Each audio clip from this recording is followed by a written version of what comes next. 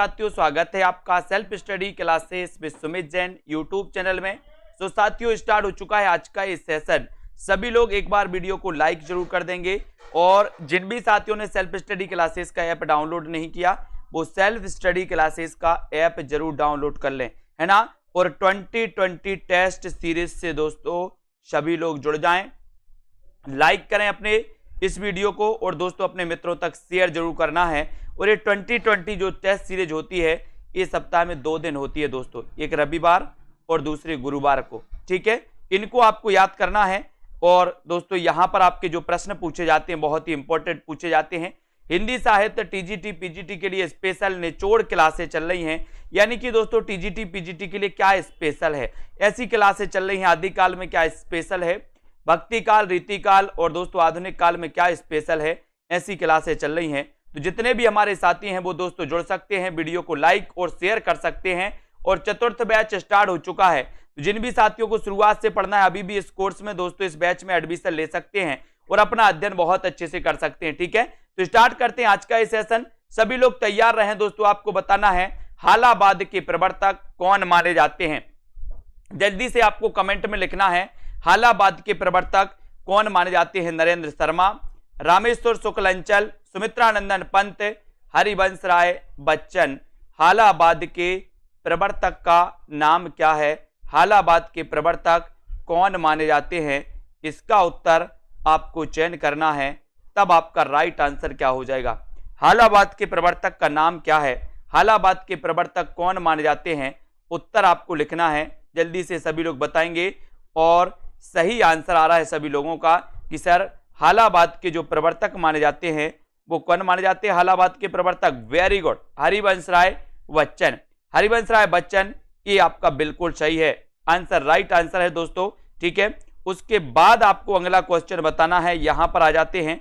अगला क्वेश्चन है किस कवि का संबंध प्रगतिवाद से, किस कवि का संबंध प्रगतिवाद से नहीं है, किस कवि का संबंध प्रगतिवाद से नहीं है, बताएं सभी लोग।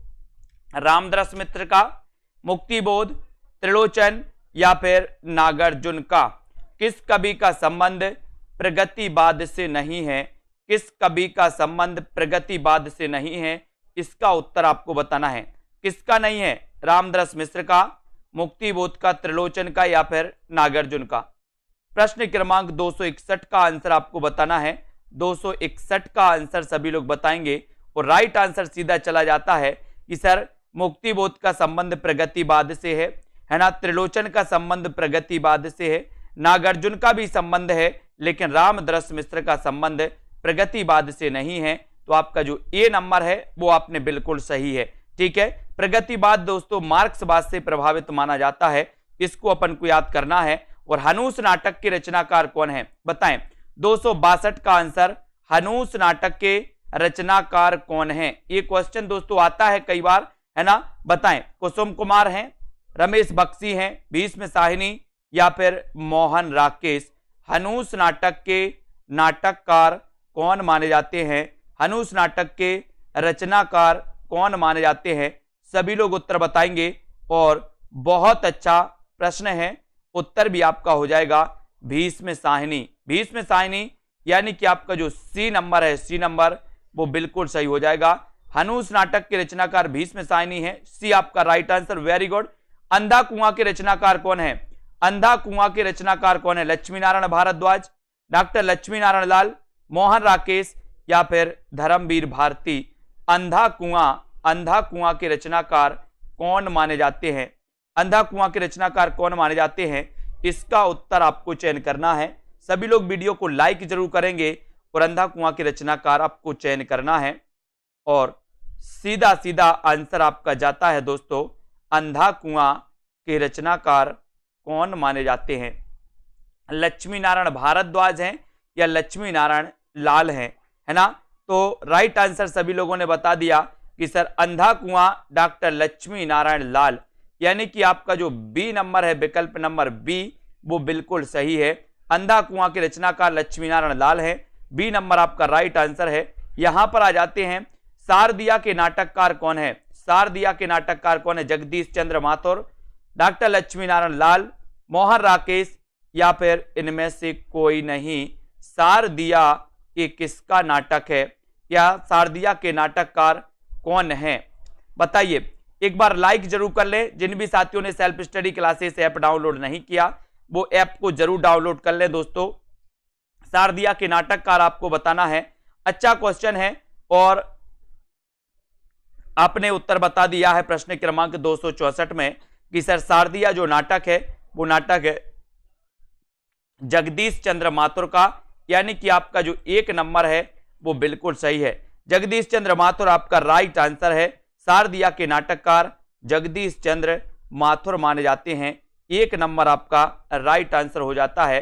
सरकटीलास उपन्यास के लेखक कौन है, सरकटीलास उपन्यास के लेखक कौन है। बाबू देवकीनंदन खत्री है ना, गोपाल राम गहमरी, लज्जा राम मेहता, या फिर इनमें से कोई नहीं। सरकटीलास ये किसका उपन्यास है, आपको पता है दोस्तों 1882 से, है ना दोस्तों, हिंदी में उपन्यास की शुरुआत मानी जाती है। मतलब सबसे पहला जो प्रथम उपन्यास माना जाता है, हिंदी का प्रथम मौलिक उपन्यास, वो परीक्षा गुरु माना जाता है 1882 से प्रथम माना जाता है दोस्तों। इस प्रकार से याद रख लेना। परीक्षा गुरु के रचनाकार श्रीनिवास दास हैं, सभी को पता है। सरकटीलास आपसे पूछा गया तो आपने बिल्कुल सही आंसर बताया कि सर जासूसी उपन्यास के लिए जाने जाते हैं कौन, गोपाल राम गहमरी। और यहां पर आपका उत्तर बी नंबर बिल्कुल सही है ना।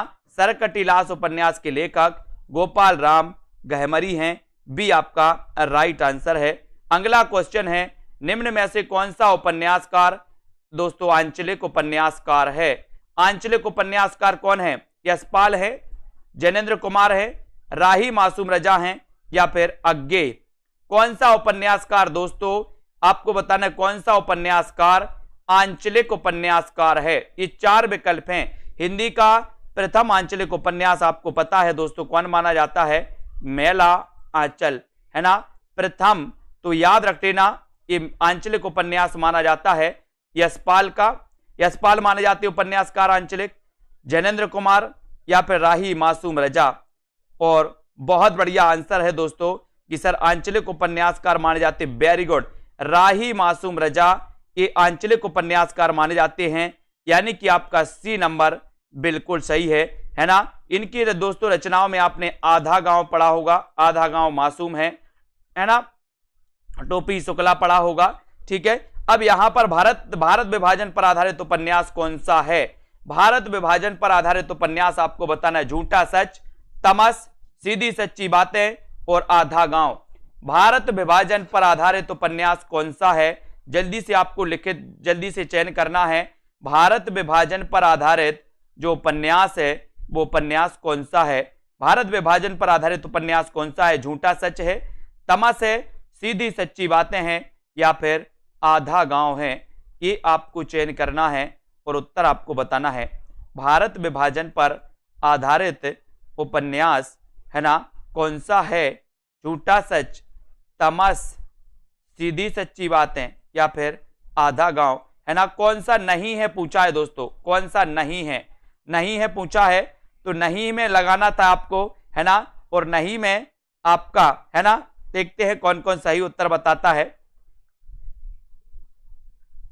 ये क्वेश्चन कई बार पूछा गया है ना, थोड़ा सा आपको देख लेना था। विकल्प तीनों हैं, वेरी गुड, बहुत बढ़िया। बहुत सारे लोगों ने पहचान लिया है कि सर ये तीनों हैं, बाकी सी नहीं है, यानी कि नहीं होना चाहिए था, ठीक है, वेरी गुड। झूठा सच भी भारत विभाजन पर आधारित है, तमस भी भारत विभाजन पर आधारित है, आधा गांव भी भारत विभाजन पर आधारित है, और ये सीधी सच्ची बात है ये नहीं है। यानी कि आपसे उत्तर पूछा गया था कि भारत विभाजन पर आधारित उपन्यास नहीं है, नहीं है बताना था। आपने हालांकि पहचान लिया कि सर झूठा सच तो है भारत विभाजन पर, तमस भी है, आधा गांव है, तो ये तीनों तो हैं, ये नहीं है, यानी कि प्रश्न नहीं है पूछा है। बहुत बढ़िया, यही होता है दोस्तों अध्ययन। यहां पर जाते हैं अगले क्वेश्चन की ओर बढ़ते हैं। कालीचरण किस उपन्यास का पात्र है। कालीचरण किस उपन्यास का पात्र है। परती परिकथा, झूठा सच, मेला आंचल या फिर गोदान, बताना है। सभी लोग बताएंगे कालीचरण किस उपन्यास का पात्र है, लिखना है सभी लोगों को। कालीचरण किस उपन्यास का पात्र है। कालीचरण बताना है, कालीचरण किस उपन्यास का पात्र है? परती परिकथा, झूठा सच, मैला आंचल या फिर गोदान। और सही उत्तर आपका सही जो चला जाएगा दोस्तों, है ना, वेरी गुड आंसर बता रहा है कालीचरण। और कालीचरण में आप लोगों ने उत्तर लगाना है, सभी लोग बताएं। अच्छा क्वेश्चन है, सभी लोगों ने बताया कि सर मैला आंचल, है ना, तो मैला आंचल आपका सही है।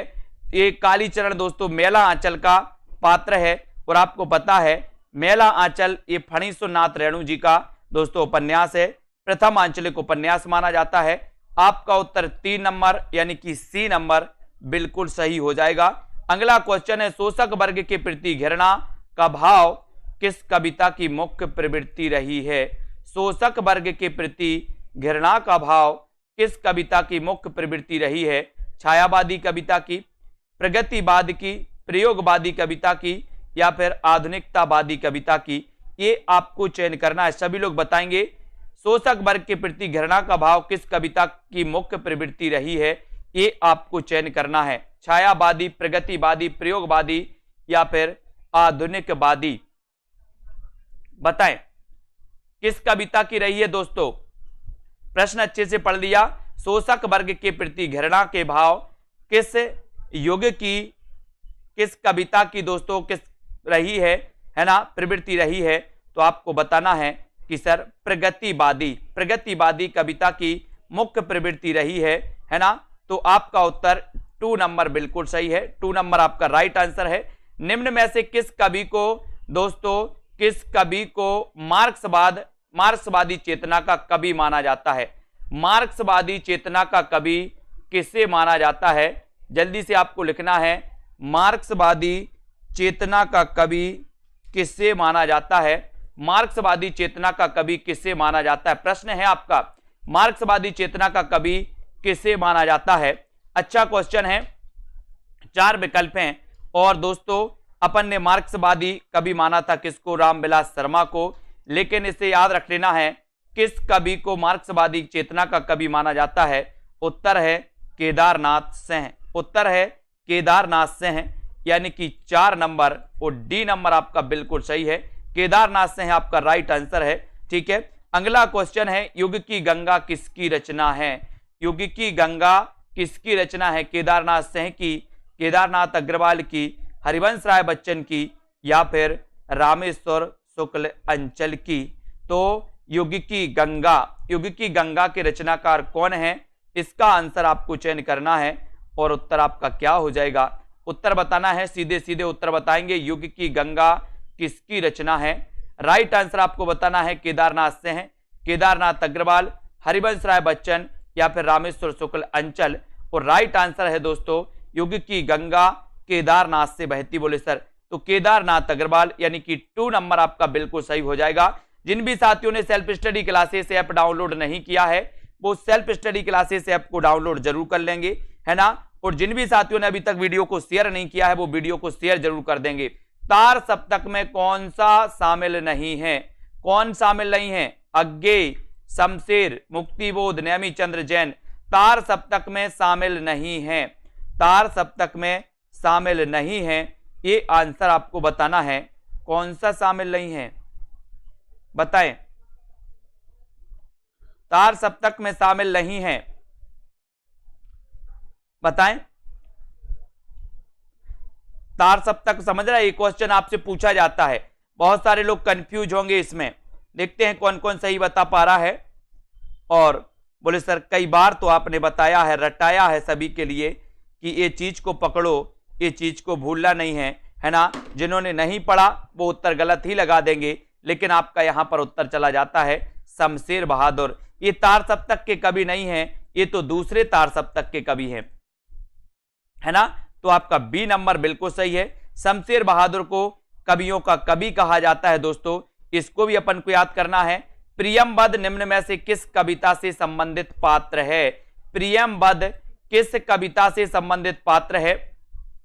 प्रलय की छाया, है ना, असाध्य वीणा, असाध्य वीणा, ब्रह्म राक्षस या फिर कामायनी? बताइए किस रचना से संबंधित ये पात्र हैं दोस्तों? प्रियमबद्ध, प्रियमबद्ध किस रचना से संबंधित पात्र हैं? ये प्रश्न 273 का आंसर आपको बताना है। 273 का आंसर क्या है और प्रियंबद किस कविता से संबंधित पात्र हैं? उत्तर हो जाएगा दोस्तों असाध्य वीणा। क्या हो जाएगा आपका? असाध्य वीणा आपका राइट आंसर हो जाएगा। ये 2 नंबर आपका बिल्कुल सही है। प्रियंबद असाध्य वीणा से संबंधित हैं। बी नंबर आपका बिल्कुल सही हो जाएगा, बी राइट आंसर है। खालिस्तान ने प्रयोगवाद को सर्वाधिक प्रभावित किया, तो आपको बताना है खालिस्तान ने प्रयोगवाद को सर्वाधिक प्रभावित किया है तो किसने किया है? मार्क्सवाद ने, अस्तित्ववाद ने, प्रगतिवाद ने या फिर छायावाद ने? किस वाद ने, किस बताना है? खालिस्तान ने प्रयोगवाद को सर्वाधिक प्रभावित किया है तो किसने किया है? किसने किया है ये आपको बताना है और आपका सही उत्तर हो जाएगा कि मार्क्सवाद ने, यानी कि ये नंबर आपका बिल्कुल सही हो जाएगा। मार्क्सवाद ने प्रयोगवाद को सर्वाधिक प्रभावित किया है दोस्तों। किसने? मार्क्सवाद। 1 नंबर आपका बिल्कुल सही है, 1 नंबर राइट आंसर है। Very good answer. अगला क्वेश्चन यहां पर देखो, भारतेंदु ने अपने किस नाटक को नाट्य रासक व लास्य रूपक कहा है? अच्छा क्वेश्चन है दोस्तों। भारतेंदु ने अपने किस नाटक को नाट्य रासक या लास्य रूपक कहा है? तो किस नाटक को बताना है? विशस्य विषमोषधम को, नील देवी को, अंधेर नगरी को या भारत दुर्दशा को? बताएं जल्दी से। भारतेंदु ने अपने किस नाटक को नाट्य रासक व लास्य रूपक कहा है? ये आपको चयन करना है। उत्तर आपका क्या हो जाएगा बताइए। उत्तर आपको बताना है किस नाटक को रासक व लास्य रूपक कहा है?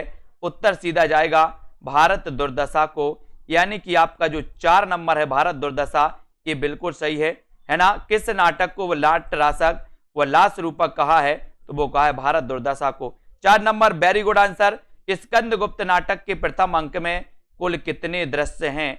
स्कंदगुप्त नाटक के प्रथम अंक में कुल कितने दृश्य हैं?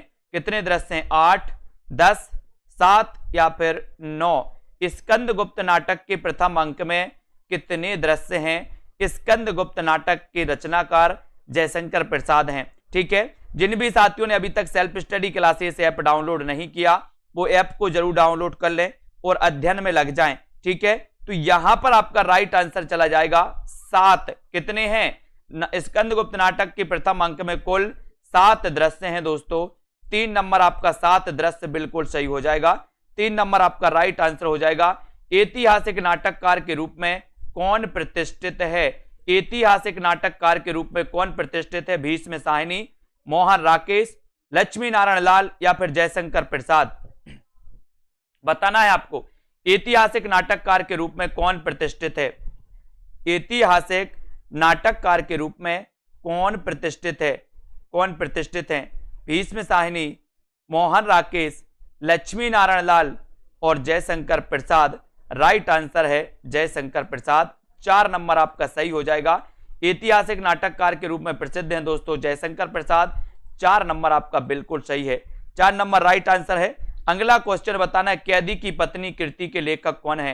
कैदी की पत्नी कृति के लेखक कौन है? जैनेन्द्र कुमार, राम वृक्ष बेनीपुरी, लक्ष्मी नारायण लाल या फिर जयशंकर प्रसाद? मैं जल्दी से बताना है कैदी की पत्नी कृति के रचनाकार कौन है? इतना अच्छा क्वेश्चन आपसे पूछा गया और आपका राइट आंसर क्या हो जाता है? क्या हो जाता है? कैदी की पत्नी कृति के लेखक कौन है? कैदी की पत्नी कृति के लेखक कौन है? उत्तर आपको चयन करना है और उत्तर आपका सही उत्तर हो जाएगा दोस्तों राम वृक्ष बेनीपुरी। क्या हो जाएगा? राम वृक्ष बेनीपुरी, यानी कि आपका जो 2 नंबर है वो बिल्कुल सही है। कैदी की पत्नी कृति के लेखक राम वृक्ष बेनीपुरी हैं। 2 नंबर आपका बिल्कुल सही हो जाएगा।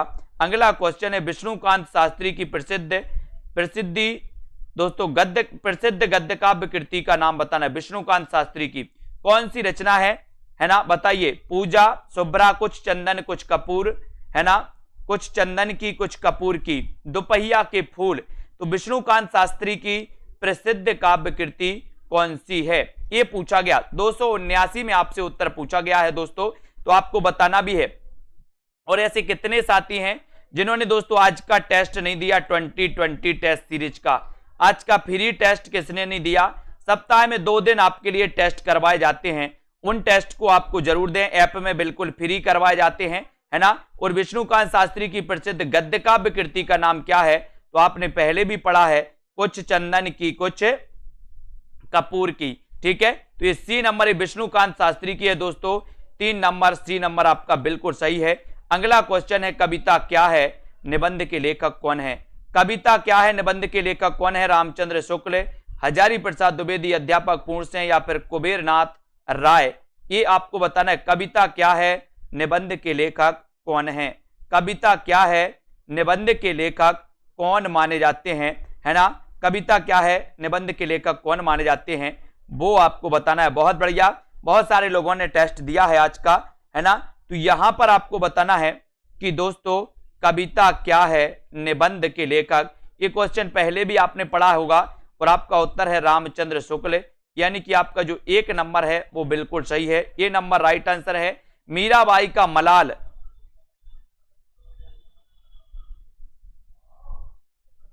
है ना, मीराबाई का मल्हार, ठीक है, ये किसकी कृति है दोस्तों, ये आपको बताना है। मीराबाई की, नंददास की, छीत स्वामी की या कुबेरनाथ, ये तो आपको पता ही है, मीरा का मल्हार, है ना। तो ये तो मीराबाई जी की रचना है, ठीक है। मीराबाई जी की रचनाओं में दोस्तों राग गोविंद आपको पता है इनकी रचना है ना। नरसिंह जी को मायरो आपको पता है इनकी रचना है, ठीक है, किसकी, मीराबाई की। तो इसको भी अपन को याद रखना है और ये नंबर आपका बिल्कुल सही है, ठीक है। यहां पर भक्ति काल के किस कवि को जड़िया विशेषण से विभूषित किया गया। भक्ति काल के किस कवि को जड़िया विशेषण से विभूषित किया गया, परमानंद दास को, नंददास को, सूरदास को या फिर चतुर्भुज दास को। भक्ति काल के किस कवि को जड़िया विशेषण से विभूषित किया गया, इसका आंसर आपको चयन करना है और सीधा आंसर है आपका नंददास, यानी कि आपका 2 नंबर जो है वो बिल्कुल सही हो जाएगा। भक्ति काल के किस कवि को जड़िया विशेषण से विभूषित किया गया, नंददास को किया गया और बी नंबर आपका राइट आंसर है। बी नंबर आपका बिल्कुल सही आंसर है ना। तार सप्तक में संकलित कवियों को राहों का निवेशी कहा था, किसने कहा था। तार सप्तक में संकलित कवियों को राहों का निवेशी कहा था, किसने कहा था दोस्तों।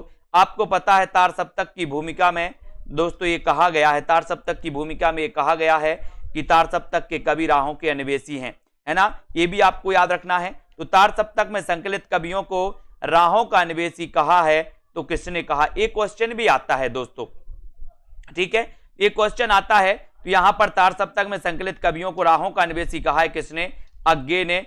2 नंबर आपका बी नंबर बिल्कुल सही हो जाएगा, अज्ञे आपका राइट आंसर हो जाएगा। पंत जी की ग्राम्या कृति का संबंध है किससे, ग्राम्या कृति का बताना है दोस्तों। तो इसका आंसर आपका क्या हो जाएगा, ग्राम्या कृति का संबंध किससे है दोस्तों। ये क्वेश्चन इस प्रकार से अगर पूछा जाए तो यहां पर दोस्तों आपको याद रख लेना है कि ग्राम्या कृति का जो संबंध है, यहां पर जो आयोग ने उत्तर लिया है वो लिया है क्या, ग्रामीण परिवेश से, ग्रामीण परिवेश से लिया है ना। आयोग का उत्तर 1 नंबर बिल्कुल सही है। चूंकि पंत की जो ग्राम्य रचना है ये प्रगतिवादी मानी जाती है दोस्तों, प्रगतिवादी मानी जाती है, लेकिन इस कृति का संबंध है ग्रामीण परिवेश से। संबंध पूछा गया है तो संबंध आपको ग्रामीण परिवेश लगाना है, ये नंबर आपको लगाना है, ठीक है। ये नंबर आपका बिल्कुल सही हो जाएगा। अगला क्वेश्चन है, निम्न में से कौन सा काव्य संग्रह अज्ञे का नहीं है। अज्ञे का कौन सा काव्य संग्रह नहीं है। हरी घास पर क्षण भर, हरि ओ करुणा प्रभामय, सीढ़ियों पर धूप में, आंगन के पार द्वार। कौन सा काव्य संग्रह अज्ञे का नहीं है, कौन सा काव्य संग्रह अज्ञे का नहीं है, ये आपसे पूछा गया। उत्तर हो जाएगा सीढ़ियों पर धूप में, सीढ़ियों पर धूप में, यानी कि सी नंबर आपका सही है। कौन सा काव्य संग्रह अज्ञे का नहीं है, उत्तर है सी, सीढ़ियों पर धूप में, सीढ़ियों पर धूप में, सी नंबर आपका बिल्कुल सही हो जाएगा।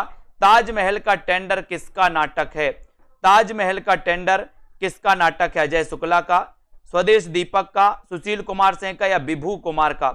ताजमहल का टेंडर के लेखक कौन माने जाते हैं, ताजमहल का टेंडर के लेखक कौन माने जाते हैं, इसका उत्तर आपको चयन करना है और सीधा सीधा उत्तर आपका जाएगा ताजमहल का टेंडर। ताजमहल का टेंडर के जो लेखक हैं वो लेखक हैं अजय शुक्ला, यानी कि आपका जो ए नंबर है वो बिल्कुल सही है, अजय शुक्ला, ताजमहल का टेंडर, ठीक है। बहुत बढ़िया आंसर, 1 नंबर अजय शुक्ला बिल्कुल सही है, ठीक है, सभी लोग वीडियो को लाइक जरूर कर देंगे। अनघ नाटक किस कवि ने लिखा? अनघ नाटक किस कवि ने लिखा? भारतेंदु हरिश्चंद्र ने, मैथिली शरण गुप्त ने, सुमित्रानंदन पंत ने, या फिर राम कुमार वर्मा ने? अनघ नाटक किस कवि ने लिखा है, ये आपको बताना है। अनघ नाटक किस कवि ने लिखा है, जल्दी से सभी बताएं। अनघ नाटक के रचनाकार कौन है? और दोस्तों आपने पढ़ा होगा कि क्या पढ़ा है, जल्दी से बताओ। अनघ बता दो पहले, है ना। और सभी लोगों ने अनघ बताया है। क्या बता रहे हैं? Maithili Sharan Gupt. Very good answer. Maithili Sharan Gupt का नाटक है दोस्तों कौन सा? अनघ।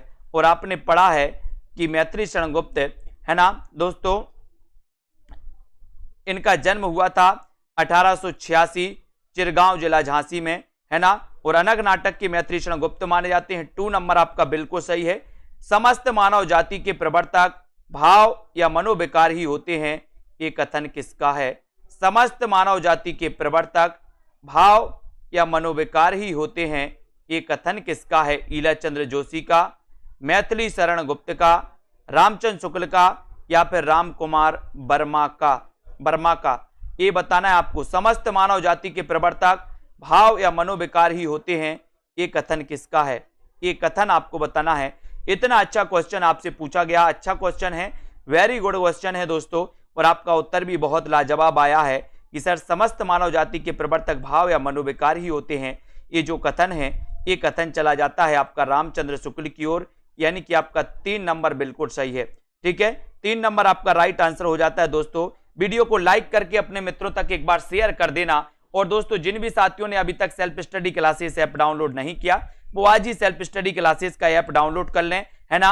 आवारा मसीहा किसकी जीवनी पर आधारित है? आवारा मसीहा किसकी जीवनी पर आधारित है, ये आपको बताना है। प्रेमचंद, है ना, बंकिम चंद्र, शरत चंद्र, या फिर रविंद्रनाथ ठाकुर? आवारा मसीहा किसकी जीवनी पर आधारित है, इसका उत्तर आपको चयन करना है। सभी लोग बताएंगे आवारा मसीहा किसकी जीवनी पर आधारित है? किसकी जीवनी पर आधारित है आवारा मसीहा?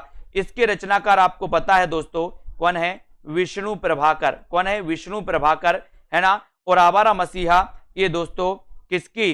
शरत चंद्र के जीवन पर आधारित है, यानी कि आपका उत्तर सी नंबर बिल्कुल सही है। सी नंबर आपका राइट आंसर है। ठीक है, बहुत बढ़िया। अगला क्वेश्चन है, निम्न में से कौन सा उपन्यास कमलेश्वर का नहीं है? कमलेश्वर का उपन्यास कौन सा नहीं है? काली आंधी, डाक बंगला, चौखट, या फिर कितने पाकिस्तान? तो बताना है आपको कि कौन सा उपन्यास कमलेश्वर का नहीं है, ये बताएंगे सभी लोग। कौन सा उपन्यास कमलेश्वर का नहीं है, बताएं। और इतना अच्छा क्वेश्चन है, क्वेश्चन का उत्तर आपका राइट हो जाएगा चौखट, यानी कि सी नंबर आपका सही है। कौन सा उपन्यास कमलेश्वर का नहीं है? तो नहीं है मतलब चौखट, यानी कि सी नंबर आपका बिल्कुल सही है। सी नंबर राइट आंसर है। गोदान उपन्यास में शिक्षक पात्र कौन है? गोदान उपन्यास में शिक्षक पात्र कौन है? मिस्टर खन्ना, मिर्जा खुर्शीद, ओमकार नाथ, या फिर मेहता? गोदान उपन्यास में शिक्षक पात्र कौन है? गोदान उपन्यास में शिक्षक पात्र कौन है, ये भी आपको चयन करना है। और राइट आंसर आपका हो जाएगा दोस्तों, यहां पर सही आंसर है कि गोदान जो उपन्यास है, गोदान उपन्यास में शिक्षक पात्र आपसे पूछा गया। कौन कौन ने सही उत्तर बताया है? कौन है गोदान उपन्यास में शिक्षक पात्र? ये गोदान उपन्यास दोस्तों प्रेमचंद जी का माना जाता है। प्रेमचंद जी का ये उपन्यास है, और प्रेमचंद जी का ये उपन्यास बहुत ही प्रसिद्ध उपन्यास है। और इसके शिक्षक पात्र हैं कौन? मेहता जी हैं। डी नंबर आपका बिल्कुल सही है। वेरी गुड, बहुत बढ़िया, अच्छा अध्ययन। मलबे का आदमी कहानी का कथ्य क्या है? कथ्य बताना है दोस्तों। सांप्रदायिकता है इसका, पर्यावरण है, प्रदूषण है, या फिर भारत पाक विभाजन है? मलबे का आदमी कहानी का कथ्य क्या है, ये आपको चयन करना है। सभी लोग वीडियो को दोस्तों चयन जरूर करेंगे। ये आपको बताना है कि मलबे का आदमी कहानी का कथ्य क्या माना जाता है। और सीधा सीधा उत्तर है भारत पाक विभाजन। भारत पाक विभाजन पर आधारित है ना, इसका कथ्य दोस्तों, यानी कि आपका 4 नंबर बिल्कुल सही है, जो कि बहुत सारे लोगों ने बिल्कुल सही आंसर बताया है। ऐसे कितने साथी हैं जिन्होंने अभी तक एडमिशन नहीं लिया, ऐसे कितने साथी हैं जिन्होंने अभी तक self study classes app download नहीं किया, सभी लोग एडमिशन लें दोस्तों। अभी ऑफर है आपके लिए, टीजीटी पीजीटी के लिए सुनहरा अवसर है, अंतिम दिनों में अच्छा मटेरियल से आप अध्ययन करें, 1099 में आप इसमें एडमिशन ले सकते हैं, ठीक है। और आगे जो भी आपका एग्जाम आएगा जूनियर टेट का, उसके लिए भी ये मददगार रहेगा। जैनेंद्र के किस उपन्यास पर फीचर फिल्म बनी? जैनेंद्र का वह उपन्यास कौन सा है जिस पर फीचर फिल्म बनी है दोस्तों? 4 विकल्प हैं। जैनेंद्र कुमार मनोविश्लेषणवादी उपन्यासकार माने जाते हैं, और वो उपन्यास इनका कौन सा है जिस पर फीचर फिल्म बनी है? कल्याणी है क्या, त्यागपत्र है, परख है, या फिर सुनीता है? सुनीता है, और आंसर आपका है दोस्तों त्यागपत्र। कौन सा है? त्यागपत्र, यानी कि 2 नंबर आपका सही है। जैनेंद्र किस उपन्यास पर, जैनेंद्र के किस उपन्यास पर फीचर फिल्म बनी? उत्तर हो जाएगा त्यागपत्र, यानी कि 2 नंबर आपका राइट आंसर हो जाएगा। बी नंबर आपका बिल्कुल सही आंसर हो जाएगा, ठीक है। झांसी की रानी किस प्रकार का उपन्यास है? झांसी की रानी किस प्रकार का उपन्यास है? तिलिस्मी है, सामाजिक है, ऐतिहासिक है, या फिर जासूसी? झांसी की रानी किस प्रकार का उपन्यास है, और उपन्यास आपका राइट आंसर क्या हो जाएगा इसमें? झांसी की रानी किस प्रकार का उपन्यास है, उपन्यास आपको चयन करना है। और सभी लोगों को लगभग पता है कि सर ये झांसी की रानी जो उपन्यास है, ये उपन्यास वृंदावन लाल वर्मा का है। किसका है? वृंदावन लाल वर्मा का है। और दोस्तों ये वृंदावन लाल वर्मा का जो उपन्यास है झांसी की रानी, ये माना जाता है कैसा? ऐतिहासिक माना जाता है, क्योंकि वृंदावन लाल वर्मा ऐतिहासिक उपन्यासकार माने जाते हैं, है ना। तो ये आपका सी नंबर बिल्कुल सही हो जाता है। अगला क्वेश्चन है, मित्रों मरजानी किसकी रचना है? मित्रों मरजानी के रचनाकार कौन है? ममता कालिया, मृदुला गर्ग, कृष्णा सोपती, या फिर मन्नू भंडारी? मित्रों मरजानी ये किसकी रचना है? मित्रों मरजानी किसकी रचना है? बहुत अच्छा आंसर है दोस्तों, आप लोग को बताना है, इतना अच्छा आंसर आप लोग चयन करेंगे। मित्रों मरजानी के रचनाकार कौन है? और बहुत बढ़िया आंसर चला जाता है, बहुत बढ़िया आंसर है दोस्तों, कृष्णा सोपती। बहुत बढ़िया आंसर है कृष्णा सोपती, यानी कि 3 नंबर, सी नंबर सही है। मित्रों मरजानी, मित्रों मरजानी ये किसकी रचना है, किसकी कृति है? उत्तर है कृष्णा सोपती। उत्तर है 3 नंबर, 3 नंबर आपका बिल्कुल सही है, सी नंबर आपका राइट आंसर है दोस्तों, है ना। गोदान उपन्यास की नायिका कौन है? अच्छा क्वेश्चन है। गोदान उपन्यास दोस्तों जो कि प्रेमचंद जी का उपन्यास है ना। सेवा सदन कर्म भूमि गबन, है ना। गोदान ये उपन्यास है प्रेमचंद जी के, और गोदान उपन्यास को ग्रामीण जीवन का महाकाव्य कहा जाता है। अब आपको यहां पर सीधा सा उत्तर बताना है कि गोदान उपन्यास की नायिका कौन है? गोदान उपन्यास की नायिका कौन है? इसका उत्तर सभी लोग बताएंगे, बताएं राइट आंसर आपका क्या हो जाएगा? गोदान उपन्यास की नायिका कौन है? और बहुत बढ़िया आंसर है, देखते हैं आंसर क्या हो जाएगा। गोदान उपन्यास की दोस्तों धनिया, धनिया है, 1 नंबर आपका बिल्कुल सही है, धनिया आपका राइट आंसर है ना। इनमें से किस कवि ने लक्षण ग्रंथ नहीं लिखा? तो किस कवि ने लक्षण ग्रंथ नहीं लिखा? 297 का आंसर बताना है। सभी लोगों को वीडियो को लाइक जरूर करना है दोस्तों। 2020 टेस्ट सीरीज ऐप पर बिल्कुल निःशुल्क होती है, सप्ताह में 2 दिन होती है, रविवार और गुरुवार को, है ना। तो उस दोस्तों सीरीज का आप लोग फायदा जरूर उठाएं। और किस कवि ने लक्षण ग्रंथ नहीं लिखा ये आपको बताना है। देव ने, पद्माकर, भूषण, या फिर बिहारी, है ना, ये आपको बताना है। और उत्तर आपका सही हो जाएगा, यहां पर उत्तर हो जाएगा दोस्तों बिहारी। क्या हो जाएगा? बिहारी, क्योंकि बिहारी ने दोस्तों बिहारी सस्सई की रचना तो की है, लेकिन आपको पता होगा कि बिहारी रीति सिद्ध काव्यधारा के कवि हैं, और रीति सिद्ध काव्यधारा के कवियों ने लक्षण ग्रंथ नहीं लिखे, है ना। तो कौन सी धारा के कवियों ने लिखे हैं? बोले सर रीतिबद्ध काव्यधारा, रीतिबद्ध काव्यधारा के कवियों ने, रीतिबद्ध काव्यधारा के कवियों ने लक्षण ग्रंथ लिखे हैं, ठीक है। Very good answer. अगला क्वेश्चन है, निम्न में से कौन आचार कवि नहीं है? आचार कवि कौन? आपको पता है दोस्तों रीति काल में आचार बनने की प्रथा सी चली थी, सब कवियों को आचार बनना था कहीं ना कहीं। तो इनमें से कौन सा आचार कवि नहीं है? बताइए। केशव दास, भिखारी दास, ब्रजवासी दास, तो 4 विकल्प हैं। अच्छा क्वेश्चन है, बताएं सभी लोग कौन सा आचार कभी नहीं है। सेल्फ स्टडी क्लासेस ऐप को डाउनलोड कर लें। 9 बजे ये रोज क्लास होती है दोस्तों, प्रैक्टिस वाली, और यहां पर आपका शुद्ध उत्तर जाता है ब्रजवासी दास, या फिर 4 नंबर आपका बिल्कुल सही है। 4 नंबर आपका राइट आंसर है ना। 4 नंबर राइट आंसर है। जुगलमान चरित नामक ग्रंथ के लेखक कौन है? जुगलमान चरित नामक ग्रंथ के लेखक कौन है? नंददास हैं, भिखारी दास हैं, चिंतामणि हैं, या फिर कृष्णदास हैं? जुगलमान चरित नामक ग्रंथ के लेखक कौन है? जुगलमान चरित नामक ग्रंथ के रचनाकार कौन है? उत्तर आपका क्या हो जाएगा?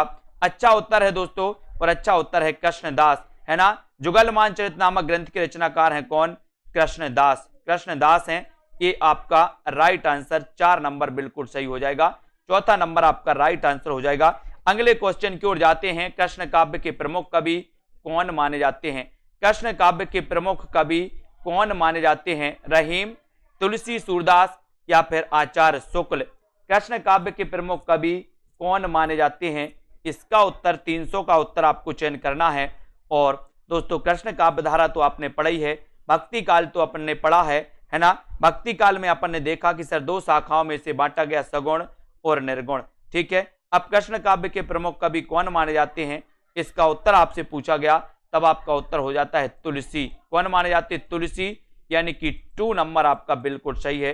बी नंबर आपका बिल्कुल सही हो जाता है ना। कृष्ण काव्य के प्रमुख कवि हैं तुलसीदास। तुलसीदास हैं क्या कृष्ण काव्य के? बोले सर नहीं। कौन है? सूरदास हैं। Very good. ये तुलसी कौन से हैं? बोले सर राम काव्य के, है ना। बहुत बढ़िया, है ना। तो सूरदास आपका बिल्कुल सही है दोस्तों। ये कृष्ण काव्य धारा के कवि हैं प्रमुख, ये राम काव्य धारा के कवि हैं प्रमुख। कबीरदास दोस्तों, कबीरदास निर्गुण काव्य धारा के कवि हैं, है ना। मलिक मोहम्मद जायसी सूफी काव्य धारा के प्रमुख कवि हैं। तो यहां पर आपका उत्तर सूरदास, 3 नंबर आपका बिल्कुल सही है। सी नंबर आपका बिल्कुल सही है, ठीक है, बहुत बढ़िया। कविता की तीसरी आंख के रचनाकार कौन है? शेरगंज गर्ग हैं, है ना, मृदुला गर्ग हैं, प्रभाकर श्रोत्रिय हैं, या फिर इनमें से कोई नहीं? बताइए, कविता की तीसरी आंख के रचनाकार कौन है? जल्दी से बताएं, सभी लोगों को बताना है कविता की तीसरी आंख के रचनाकार कौन माने जाते हैं। कविता की तीसरी आंख के रचनाकार कौन माने जाते हैं? शेरगंज गर्ग, मृदुला गर्ग, प्रभाकर श्रोत्रिय, इनमें से कोई नहीं। और सही आंसर आपका चला जाता है, कहां चला जाता है? कविता की तीसरी आंख, इसके रचनाकार हैं दोस्तों कौन? प्रभाकर श्रोत्रिय। यानी कि आपका 3 नंबर जो है ये कविता की तीसरी आंख, कई बार ये रचना पूछी गई प्रभाकर श्रोत्रिय की। 3 नंबर आपका बिल्कुल सही है। सभी लोग एक बार वीडियो को लाइक जरूर कर देंगे और अपने मित्रों तक एक बार शेयर कर दें। ये दोस्तों 2020 टेस्ट सीरीज होती है आपके लिए, हर दोस्तों सप्ताह में 2 बार होती है। एक तो होती है दोस्तों गुरुवार को, एक होती है रविवार को, ठीक है। इससे आप जुड़ सकते हैं। निचोड़ कक्षाएं अगर आप चाहते हैं कि सर हमें टीजीटी पीजीटी का इंपॉर्टेंट पढ़ना है, तो अभी निचोड़ कक्षाएं चल रही हैं, है ना। बोले सर हम 1 महीने में क्या अध्ययन करें ऐसा कि दोस्तों हमारा बहुत अच्छा अध्ययन हो जाए?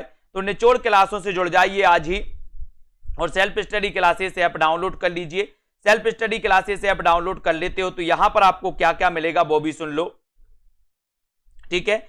यहां पर आपको दोस्तों विस्तृत अध्ययन भी मिलेगा। यहां पर 3 लाइव क्लासें आपको मिलेंगी, पूरा रिकॉर्डेड कोर्स मिलेगा, है ना, हिंदी व्याकरण प्लस हिंदी साहित्य का, ठीक है। यहां पर दोस्तों आपके लिए क्या किया जाएगा? आपके लिए ट्रिकी वीडियो मिलेंगे। यहां पर दोस्तों आपके लिए डाउट्स वाले वीडियो भी मिलेंगे। यहां पर दोस्तों आपके लिए निचोड़ वाली क्लासें जो हैं वो भी आपको मिल रही हैं, और यहां पर आपके लिए टॉपिक वाइज टेस्ट भी दोस्तों करवाए जाएंगे। तो टॉपिक वाइज लगभग बहुत सारे टेस्ट हैं, 80-90 के आसपास टेस्ट आपके लिए मैंने करवा दिए हैं, वो सारे टेस्ट भी आपको मिलेंगे, है ना।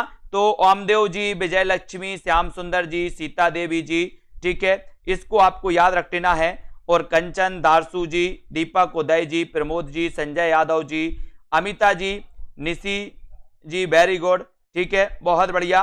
प्रश्न क्रमांक 274 कौन सा आ गया? 274,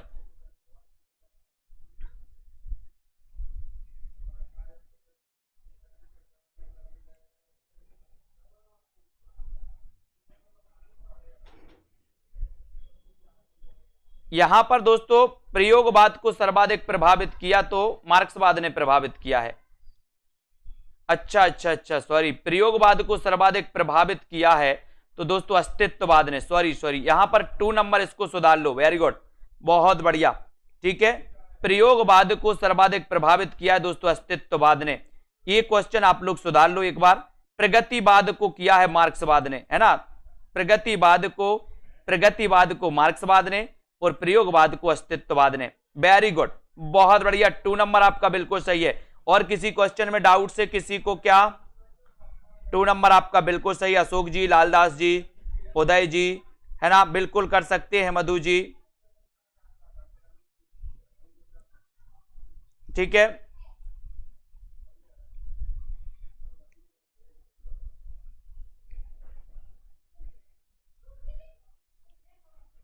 ठीक है, लालदास, दारसू जी, प्रमोद जी, सुषमा जी, वेरी गुड, सभी साथियों को धन्यवाद। और इसी प्रकार से आपको अध्ययन करना है और दोस्तों पढ़ते जाना है, आगे बढ़ते जाना है, ठीक है। दारसू, मनीषा जी, ठीक है, तनु जी, मनीषा, आकांक्षा जी, वेरी गुड, हाँ अस्तित्ववाद सही है, ठीक है। लालदास, कुमारी जी, प्रयोगवाद अस्तित्ववाद से प्रभावित माना जाता है दोस्तों, प्रयोगवाद में भी अज्ञेय भी अस्तित्ववाद से प्रभावित माने जाते हैं, अज्ञेय, है ना।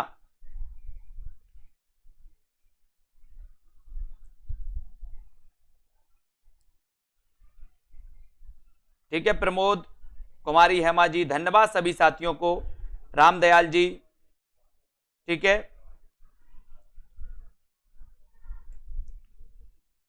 ममता जी, सोनू सिंह जी, अनीता जी, निधि जी, डॉली सेठ जी, सीमा जी, सुनील जी, रीनू जी, ठीक है, डीएसएसबी में रीनू जी, बहुत बढ़िया, श्रीधर, नीरज, अमिता, पूजा जी, सीता देवी जी, ठीक है, अमृता जी, कविता जी,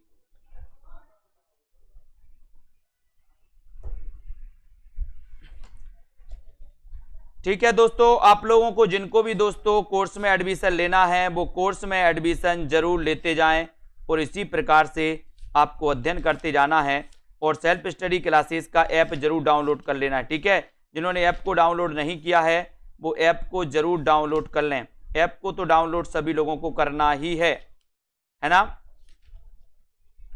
ऐप को सभी डाउनलोड करना है। और दोस्तों एक क्लास निरंतर आपकी चलती है, रोज रात्रि 9 बजे, रोज रात्रि 9 बजे चलती है, इसको आप लोग दोस्तों यथावत पढ़ना है, इसी प्रकार आपको पढ़ना है, ठीक है, बहुत बढ़िया।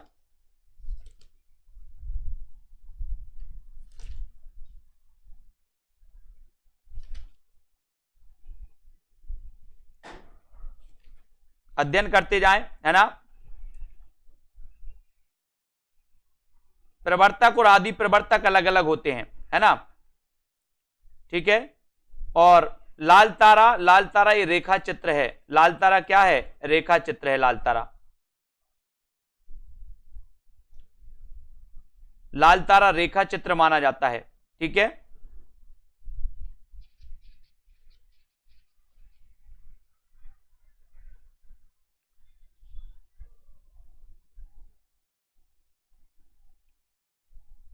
ठीक है, तो सभी को धन्यवाद, बबीता जी, प्रमोद जी, शीला यादव, मोहित जी, सुनील पांडे जी, ठीक है। आज के इस वीडियो के लिए दोस्तों इतना ही, ठीक है, धन्यवाद, जय हिंद।